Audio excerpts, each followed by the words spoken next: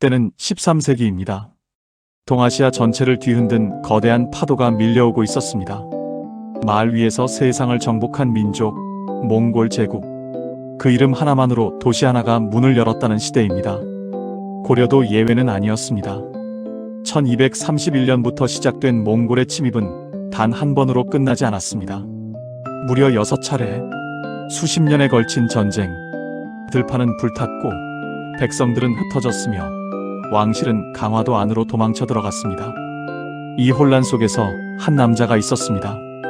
그는 영웅처럼 칼을 들지 않았습니다. 충신처럼 왕을 위해 죽지도 않았습니다. 그는 다만 선택을 했습니다. 그의 이름은 이한사. 그리고 이 선택은 수백 년이 흐른 뒤 조선이라는 나라로 이어집니다. 이한사는 전주 지역의 유력한 토호였습니다. 중앙의 귀족은 아니었지만 지방에서는 수십 가문을 거느리고 관아와도 대등하게 교섭할 수 있는 인물이었습니다. 그가 어느 정도의 위상을 가졌는지는 사건의 발단에서 잘 드러납니다. 관청에 소속된 기생, 즉 관기를 둘러싼 갈등이 터진 것입니다. 상대는 중앙에서 파견된 관리 산성별감이라 불리는 인물이었습니다. 표면적으로는 사소한 충돌처럼 보입니다. 하지만 이 사건은 당시 시대 구조와 맞닿아 있었습니다. 전쟁이 길어지면서 지방에 파견된 중앙관리들은 점점 본래의 임무에서 벗어나기 시작했습니다. 군량을 착복하고 민간을 수탈하며 지역 유력자들의 영역을 침범했습니다. 이한사와 산성별감의 충돌은 그 구조적 갈등이 터진 하나의 사례였을 뿐입니다. 문제는 산성별감이 이를 그냥 넘기지 않았다는 데 있습니다. 그는 중앙에 보고했고 군사까지 동원해 이한사를 제압하려는 움직임이 시작됩니다. 이한사는 싸우지 않았습니다. 항소를 올리거나 결백을 증명하거나 끝까지 버티려 하지 않았습니다. 그는 떠났습니다. 목적지는 강릉도의 삼척, 전주에서 한참 북동쪽 험한 산길을 넘어야 하는 곳입니다. 그리고 여기서 우리가 눈여겨봐야 할 숫자가 있습니다. 그를 따라 이동한 가문의 수 170여가, 과장이 섞였을 가능성은 있습니다. 하지만 이것만은 분명합니다. 이한사는 혼자가 아니었습니다. 한 지도자의 판단을 믿고 모든 것을 버린 채 따라온 사람들이 있었다는 것. 그것이 이한사의 진짜 힘이었습니다. 그는 이미 하나의 세력이었습니다. 그러나 도망친 곳에서도 운명은 그를 가만두지 않았습니다. 몽골의 침입은 멈추지 않았고 삼척 역시 언제 전쟁터가 될지 모르는 땅이었습니다. 설상가상으로 새로 부임한 지방관이 낯선 얼굴이 아니었습니다. 바로 과거 이한사와 충돌했던 그 산성별감이었습니다. 같은 상대, 같은 갈등, 삼척에서도 더 이상 버틸 수 없었습니다. 이한사는 다시 결단을 내립니다. 더 멀리, 더 북쪽으로. 이번에 향한 곳은 동북면의 의주, 오늘날의 함경도 일대입니다. 당시 이 지역은 고려의 실질적 지배력이 거의 미치지 못하는 변방 중의 변방이었습니다.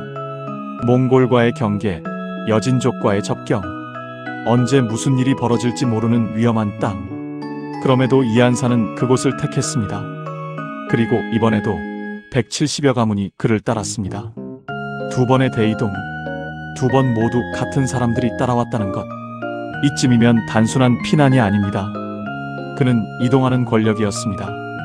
의주에 정착한 이한사는 빠르게 자리를 잡아갑니다. 당시 고려 조정은 강화도에 고립된 상태였고 북방 변경을 직접 방어할 군대도 행정력도 없었습니다. 자연스럽게 국경 방어는 현지 유력자에게 의존하는 구조로 바뀌어가고 있었습니다. 그 결과 고려 조정은 이한사를 의주병 마사로 임명합니다. 군사 지휘권을 공식적으로 부여받은 지역 사령관, 도망자에서 시작해 변방의 실질적 지배자로 자리 잡은 것입니다. 그리고 마침내 피할 수 없는 순간이 찾아옵니다. 산길 대왕이라 불리는 몽골 측 장수가 나타나 두 차례에 걸쳐 항복을 권유합니다. 두 번이라는 횟수는 의미심장합니다. 한 번이 아니라 두 번 권유했다는 것은 몽골 역시 이한사의 세력을 무시할 수 없었다는 뜻입니다. 군사적으로 저항을 지속하는 것이 현실적으로 불가능하다는 판단이 점차 설득력을 얻어가던 시점이었습니다. 선택지는 단 둘이었습니다. 싸운다, 혹은 굴복한다. 이한사는 싸우지 않았습니다. 그는 항복을 선택합니다. 비겁한 선택이었을까요? 그의 뒤에는 170여 가문의 사람들이 있었습니다. 수백, 어쩌면 수천에 달하는 사람들. 이한사의 선택은 혼자만의 선택이 아니었습니다. 그 모든 이들의 생존이 그의 결단에 달려 있었습니다. 때로 가장 용기 있는 결정은 칼을 드는 것이 아니라 칼을 내려놓는 것일 수 있습니다. 이한사의 항복 소식은 몽골 최고 권력자에게까지 전달됩니다. 그리고 돌아온 반응은 처벌이 아니었습니다. 몽골은 알똥천호소를 설치하고 이한사를 천호장이자 다루가치로 임명합니다. 1000명의 군사를 거느리는 지휘관이자 몽골 제국이 정복지에 두는 행정감독관, 투항한 자가 정복당한 것이 아니라 새로운 체제 안에서 권한을 인정받은 지역 통치자로 재편된 것입니다. 그리고 얼마 지나지 않아 고려, 왕조 전체가 같은 선택을 하게 됩니다. 이한사는 너무 일찍 항복한 것이 아니었습니다. 너무 일찍 현실을 읽었을 뿐입니다. 이한사의 후손 중 한 명이 훗날 조선을 세웁니다. 만약 그때 이한사가 끝까지 싸웠다면 이 가문은 살아남았을까요? 그리고 조선은 존재했을까요? 역사는 언제나 승자의 기록이라고 합니다.